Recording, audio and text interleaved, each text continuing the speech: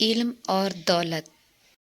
اس آدمیوں کی ایک جماعت نے حضرت علی رضی اللہ تعالیٰ عنہ سے سوال کیا، علم اور دولت دونوں میں سے کس کو برتری حاصل ہے؟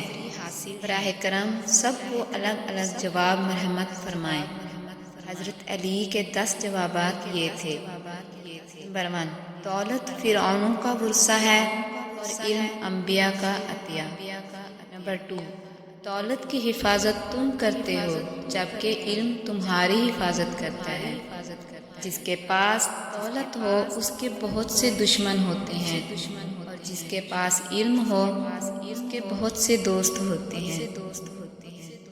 دولت بانٹی جائے تو کم ہوتی ہے، علم بانٹا جائے تو بڑھ جاتا ہے۔ دولت مند کنجوسی کی طرف مائل رہتا ہے اور عالم فیاضی کی طرف۔ دولت چرائی جا سکتی ہے، علم چرایا نہیں جا سکتا۔ دولت وقت کے ساتھ گھٹتی رہتی ہے، علم کبھی نہیں گھٹتا۔ دولت سے اکثر دل و دماغ پر سیاہی چھا جاتی ہے، لیکن علم سے دل و دماغ روشن ہوتے ہیں۔ دولت نے فرعون اور نمرود جیسے خدائی دعویٰ کرنے والے پیدا کیے، علم نے انسان کو سچے معبود سے متعارف کرایا۔